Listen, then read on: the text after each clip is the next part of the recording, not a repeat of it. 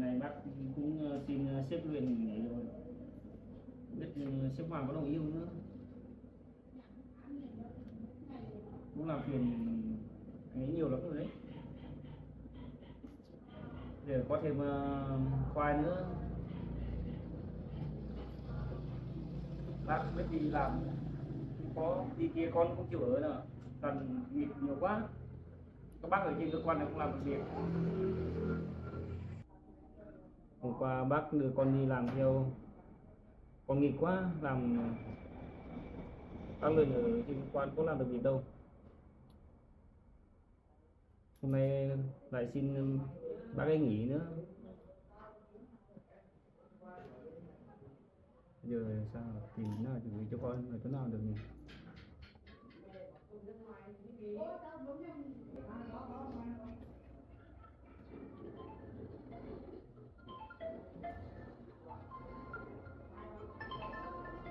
Không biết sếp mình gọi có nghỉ thôi. Hôm qua anh ấy bảo hôm nay cho mình nghỉ mà. Hay là có cái gì nhỉ? Vâng. Em nghe à? Vâng vâng. Dạ. Sếp Hoàng này gọi bảo bây giờ không có anh ở cơ quan nữa à? Vâng vâng. Vâng. Thế bây giờ cơ quan có mỗi anh Trực thôi à? Thế các đồng chí khác đi đâu rồi anh? À cũng như làm nhiệm vụ nhỉ? Vâng, thế để em sắp xếp xem đi gửi khoai đấy nhỉ? Rồi em qua cơ quan rồi em đi tuần luôn. Vâng vâng, thế để em đi luôn đi. Vâng vâng. Khoai ơi, nhanh lên gọi nhanh. Đấy. Nào phải đây nhanh mà đi làm luôn. Con hãy ngồi cho đợi bác thay quần áo xong bác không phải đi làm nữa. À, đây, vừa đây. Ui, giỏi quá, chân to quá nhỉ. Đấy xem con không? Thế đi kịp chưa? À rồi à. Đấy em nhá, đây xem nào, con đi đâu? Bác đi không? Làm rồi nhỉ. Đấy chưa biết gì con nào nữa.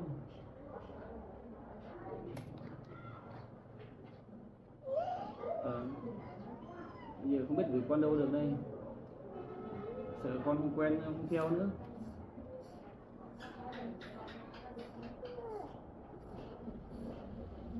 À có gì chặt tay nhá, coi nhá. Không biết đi gửi ai được đây.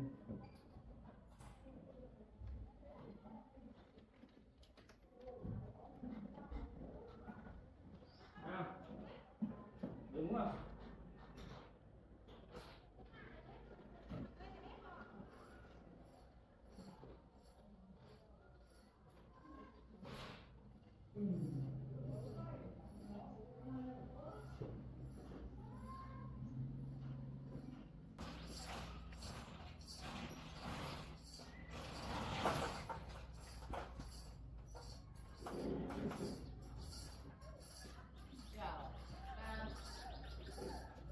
Còn lấy cái gì?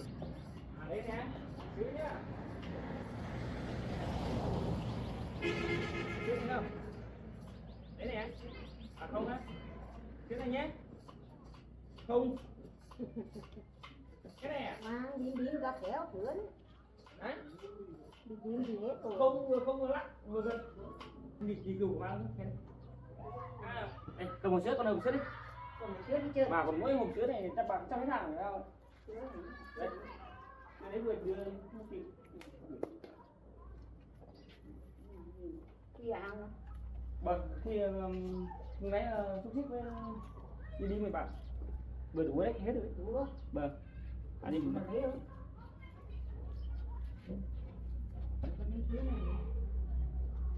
đây. Đi nào. À, bên đây nhá.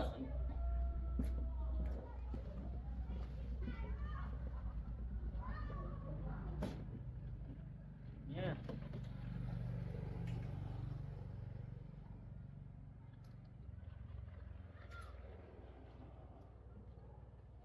Đây trên con nhấn đây, trên con nhấn đây nhá. Đấy. Rồi, tay con dưới đây. Rồi.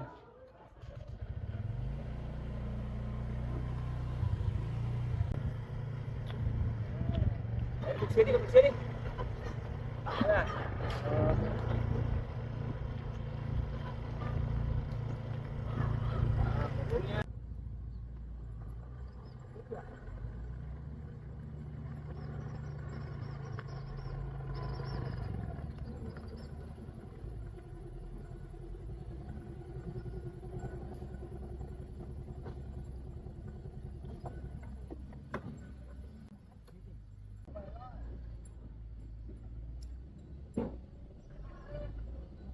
Bây giờ không biết mình khoai đâu được đâu.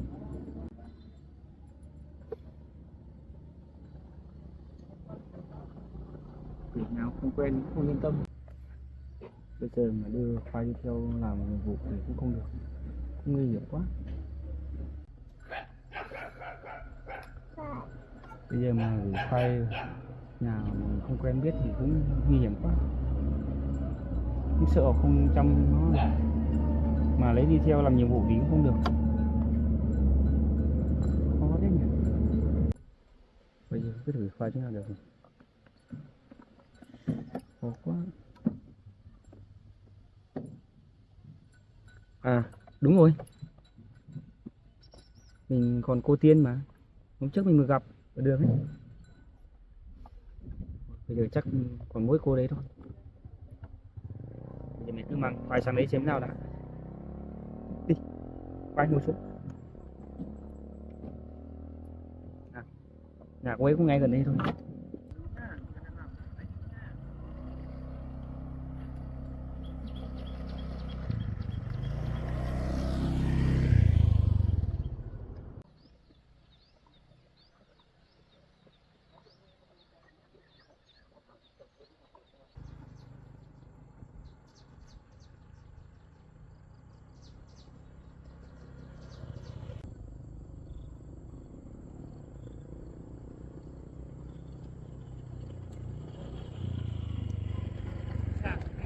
Đi ngang ấy nhỉ?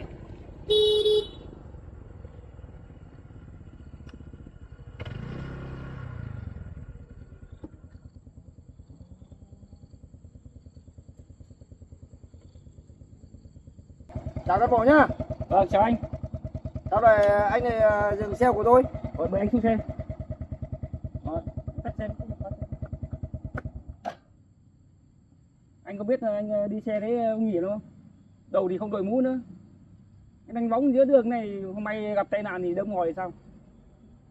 Bây giờ anh cứ dắt xe vào lề đường đi, không để ngoài đấy cũng không an toàn lắm.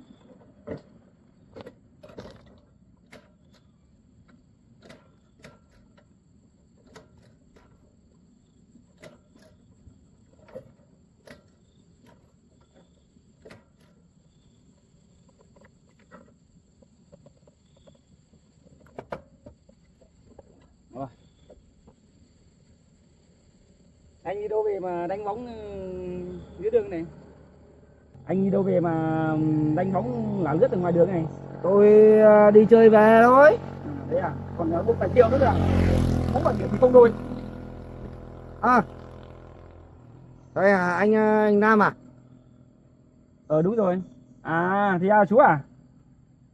Nhà này ra tù thời gian dạo này vẫn chính là thật đấy à? Của đứa cháu hôm nay là nó dám ngõ. Nó bảo đến tôi đến chơi rồi tôi cũng làm một hai quái thôi. Cán bộ thông cảm cho tôi chút. Nhưng mà đã sử dụng rượu vào nên anh chú ý là không nên đi xe. Này thôi thì lần này nữa thôi, là lần sau không dám như thế. Thì mong cán bộ bỏ qua cho lần này nữa. Ồ, bây giờ mình cũng đi tù ra rồi nên là cũng biết đấy. Bây giờ mình nên chú tâm vào làm ăn đi, đừng có mà đi rượu chè rồi lại vi phạm pháp luật, khổ thân. Thôi bây giờ anh cũng đã có rượu bia rồi, mình có đánh lạng lách đánh bóng làm gì, chiếm hết phần đường làn đường bên kia rồi, chứ không may là xảy ra tai nạn là rất là nguy hiểm.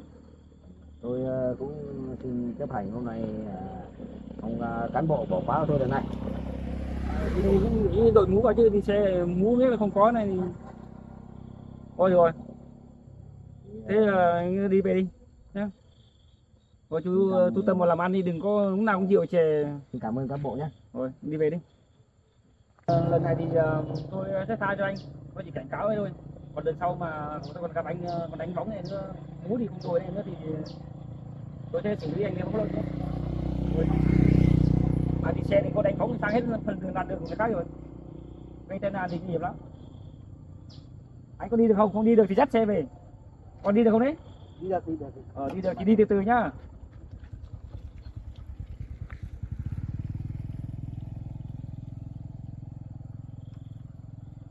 Còn đi được không? Được thì đi từ từ thôi, đừng có đánh bóng, nếu mà tôi còn nhìn thấy là tôi sẽ phải xử phạt đấy.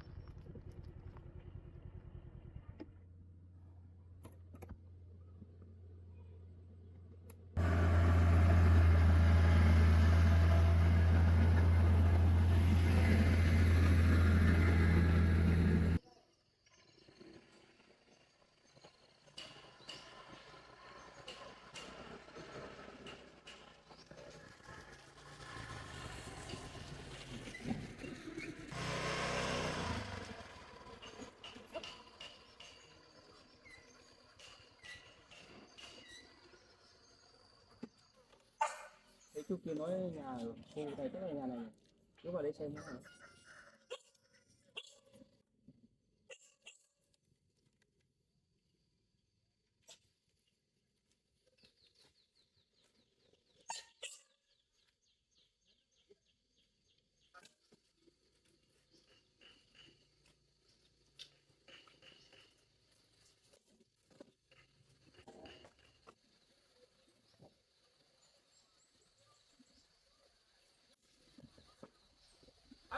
Ơi, cho cháu hỏi giờ đi ạ. Thế nhà mình đây có phải là bác Điệp à? Có phải đấy. À vâng. Có gì cháu ơi?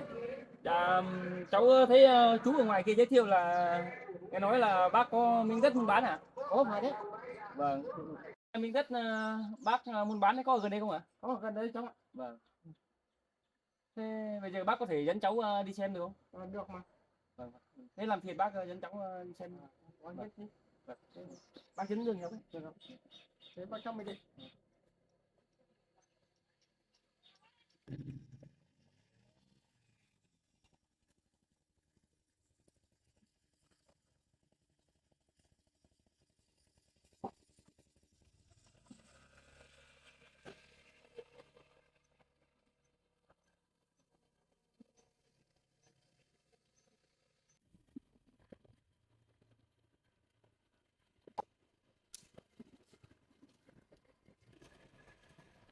Đất bác ở chỗ nào mà xa thế nhỉ? Bác ở ngay đây luôn.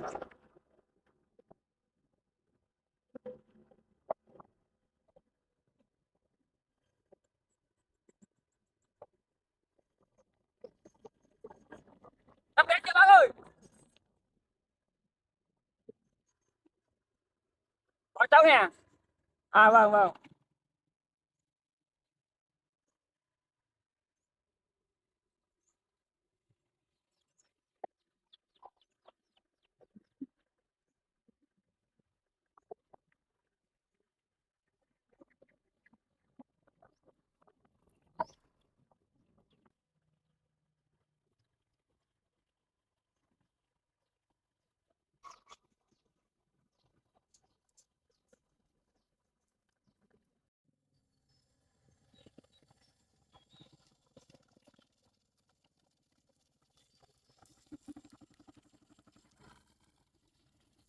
Cái gì không? Đây, để xe đây đi bộ đây cháu ơi. À, Đừng hơi khó đi. Trên đây đường khó đi đi bộ tí cháu. bao cái sao mà. Mấy trăm mét này.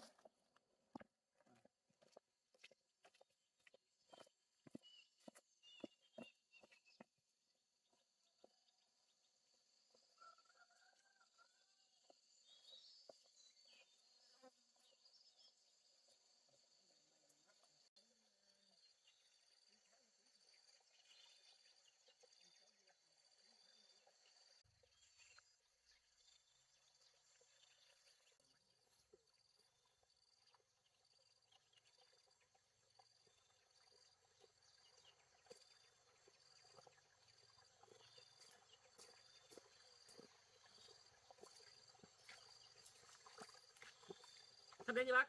Đây cháu ơi. Trong này, đi xa phết đấy nhỉ?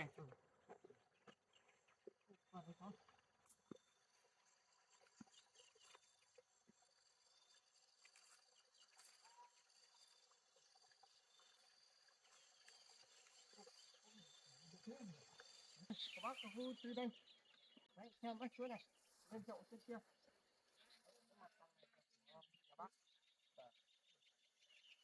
Rộng phết đấy nhỉ? Rộng 36.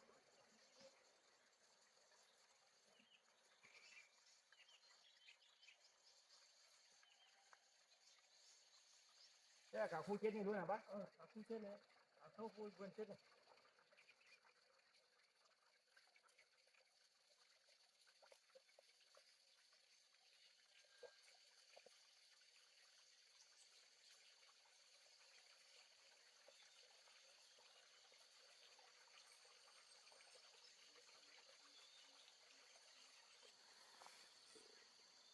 Đất công nhận là rộng thật nhưng mà hơi xa đường quá nhỉ.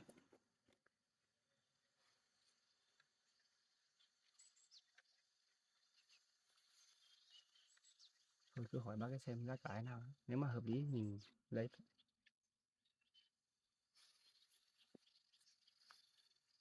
Ở đây yên tĩnh bác nhỉ? Yên tĩnh mà cháu ạ. Vâng.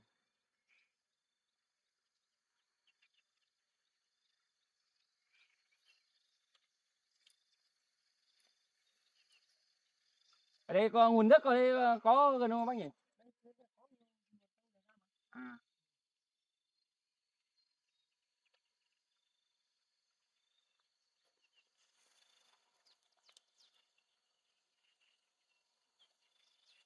À ở kia có một cái nhà kia bác nhỉ? Vâng.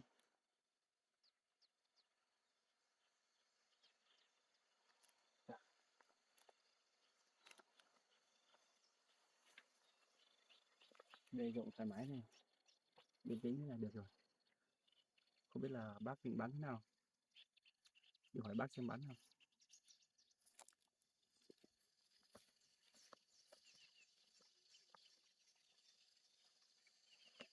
Ơi, rồi. Cháu cũng thấy đất này cũng được đấy. Thế bác định bán nào ạ?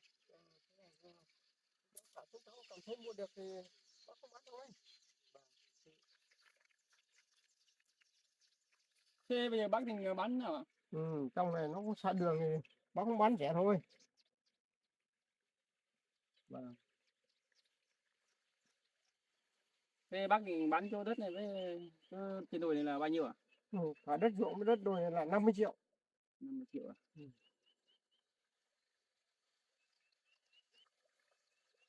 Bây giờ mà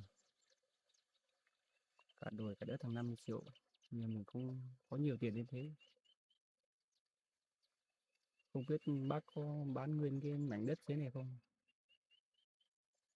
Nhưng các cháu không mua đất đồi thì mua thêm mảnh đất dưới này bác bán 20 triệu.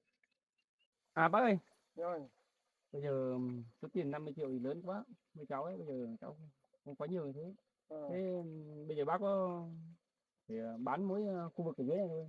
Cái đồi kia cháu không lấy nữa. Nếu các cháu cảm thấy không mua trên đồi thì bác bán riêng đối diện dưới không được. Bây giờ 50 triệu cháu bây giờ không có tiền bác ạ. Cháu bây giờ bác có thể bán mỗi khu dưới này thôi, ở trên kia cháu không lấy nữa. Thế các cháu không tiền đấy thì các cháu Vâng. bác cũng thấy khó nghĩ nhỉ. Ừ. Bây giờ là bác muốn bán cả trên cả cả cả đồi cả dưới thì bây giờ là như thế này thì khó quá nhỉ. Vâng, bác có thể giúp cháu với không? Ừ. Bác xem bán với khu dưới này có được không? Ừ. Bác xem nếu mà các cháu không mua được cả đồi trên thì như khu dưới này bác vẫn bán mà. Vâng. Nếu mà được như thế thì tốt quá. Bác bán cho dưới này cho cháu cũng được. Vậy số tiền nhiều thế cháu không đủ để mua cả trên đồi kia đâu bác. Ừ. Nếu thế thì bác bây giờ bác cũng đang cần tiền thì các cháu không mua cả trên thì dưới này bác bán như bằng ấy cũng được. Bác Cần tiền nguyên bằng nguyên 20 triệu thằng dưới này.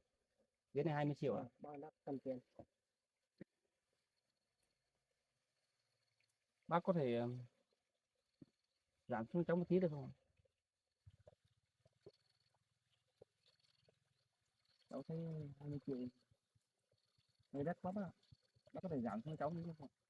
Cháu trong này đất như thế là rộng rồi thì giá cả như thế là cũng hợp lý rồi bác cũng không giảm được.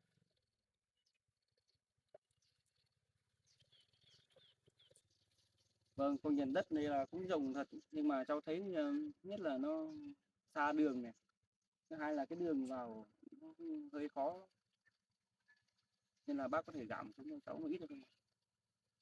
Cũng đang thấy khó khăn đấy, bây giờ đất đai trong này nó nói chung là đường xá thì nó đi xa một tí Vâng. nhưng mà nó được cái nó rộng các cháu ạ. Xem bác có thể hạ xuống một ít giúp cháu được không ạ? Để cháu tài chính của cháu không có nhiều như thế đâu.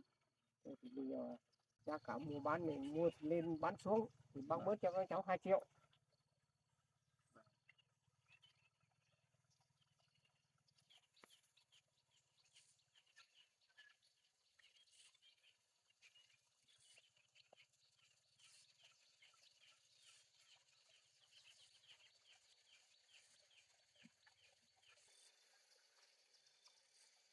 Công nhận đất trong này rộng thật. Tiền mình thì không có nhiều để mua cho đất nào đẹp hơn cái này nữa. Để mà mua cho khác thì chắc là không đủ tiền. Với lại ở trong này nó cũng yên tĩnh. Nước nuôi cũng có rồi. Ở ngoài kia thì nó ồn ào, tránh cái nơi phì phì cũng tốt. Trong này yên tĩnh thoải mái. Bác ơi, bây giờ 18 triệu thì cháu đồng ý mua ạ. Nhưng mà bác có thể cắm cọc ranh giới cho cháu được không ạ? Được, bác cắm được thì có đồng dưới này. Vâng, vâng. Bác cắm cho cháu với ạ. Qua bên cái nữa.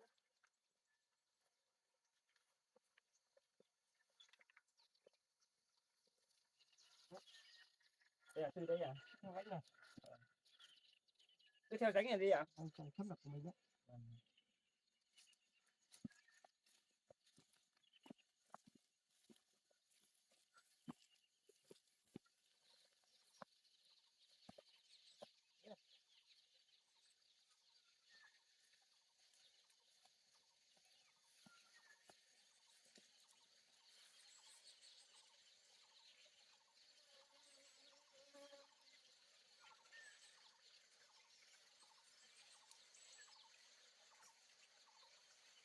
Đây đấy.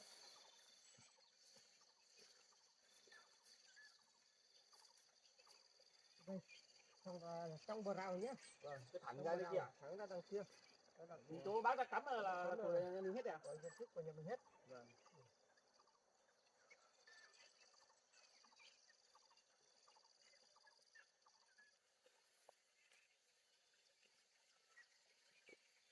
Bác ơi, Có. bây giờ bác cũng đồng ý bán rồi, cháu cũng đồng ý mua rồi, bây giờ là thôi hay là không về nhà bác nữa, là bác cháu mình viết giấy thỏa thuận bán đất này luôn bác được không bác? Được, các cháu cảm thấy mua được thì các cháu mình thỏa thuận thì làm cái đấy luôn đấy được. Vâng. Thôi, thế bác cháu mình làm cái tờ giấy nhỉ?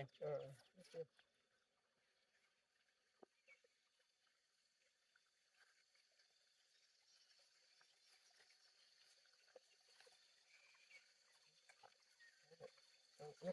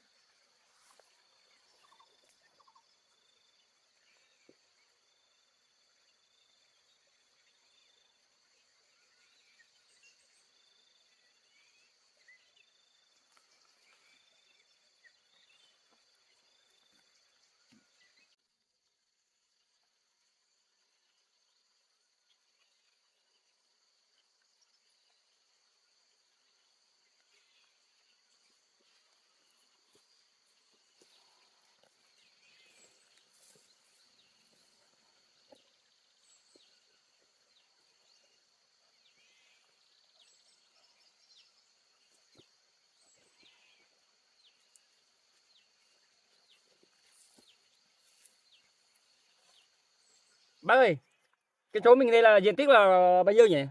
1.000 mét vuông cháu. 1.000 mét vuông à?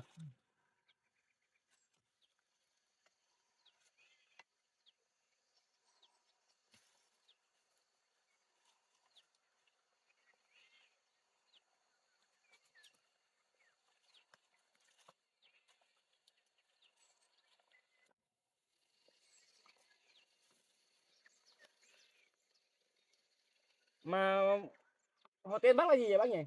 Tên là Phạm Văn Điệp. Gì?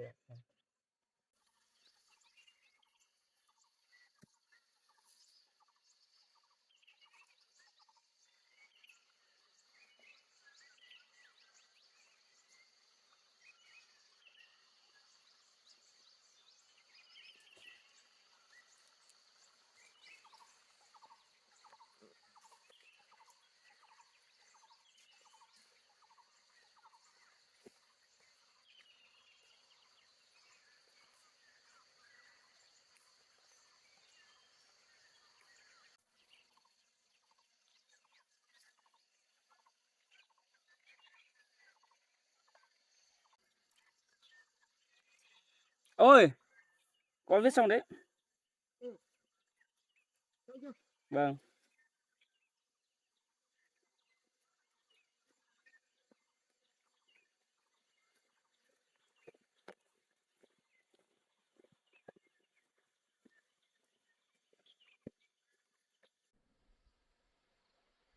Bác ơi, bây giờ con đấy làm giấy thỏa thuận xong rồi đấy. Bác xem thế này được chưa? Bác đọc qua đi. Không đọc luôn bảo. Thôi, nếu mà các cháu làm cái này là thấy đầy đủ Không, rồi. bác cứ kiểm tra ký không là tí này bảo cháu đây kia. Cháu là bác xem Ừ. hết rồi. Bác xem xong là bác ký cho cháu ấy. Được rồi, bác phúc cho. Đấy. Vâng. Được, cứ đây.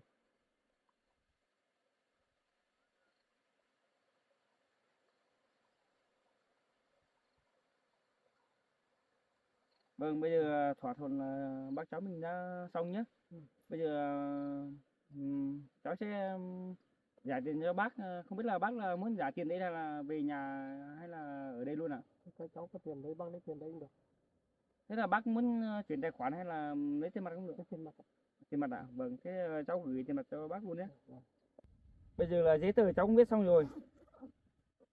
Là mai cháu sẽ photo ra cho bác một bản, cháu một bản, là mỗi người giữ một bản nhé. Là có gì nếu mà cháu với bác ấy là có gì sai sót thì mình phải chịu trước pháp luật cho bác nhé. Rồi. Là bác cháu mình đã thỏa thuận rồi nhé. Bây giờ cháu sẽ trả tiền mặt cho bác nhé. Đây bác ở đây. Đây, giấy tờ đây nhá. Vâng. Bây giờ còn đến với nhau nhá.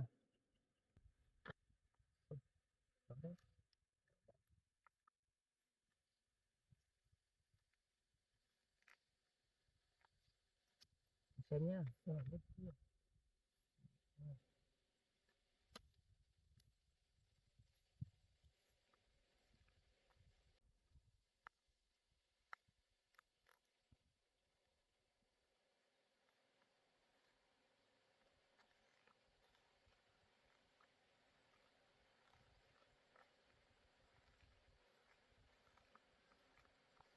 Đây chỗ này là 15 triệu ông nhé. Bây giờ con cho ông 3 triệu nữa là thành 18 triệu. Là chỗ đất này sẽ thuộc về con nhé. Để ông cầm cái này đi. Để con đếm thêm 3 triệu nữa cho ông là ok nhá. Rồi.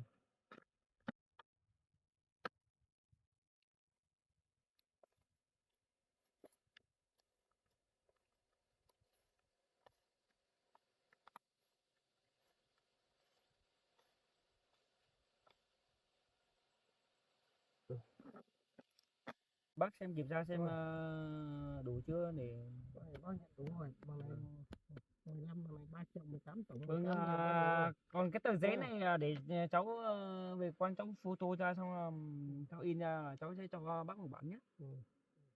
Bác cháu mình mấy người giữ một bản. Vâng. Cháu cũng cảm ơn bác nhá. Nói chung là bây giờ để mà cháu không có nhiều, bây giờ cháu số tiền này cháu còn để làm nhà nữa. Rồi.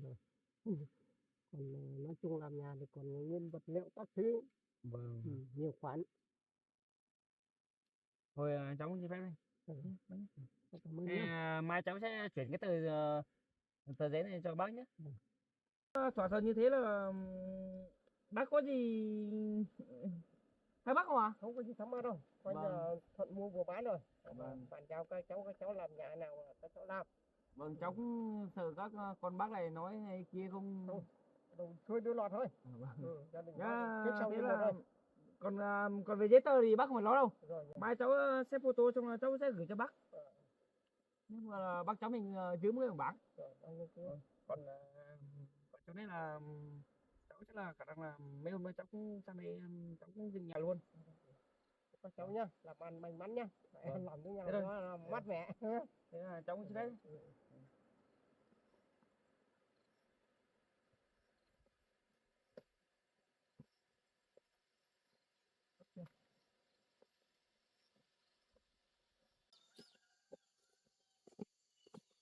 Cho mình đẹp phải ra. Cái đường này đây vẫn vào đường bình thường mà. Anh có xe vào suốt.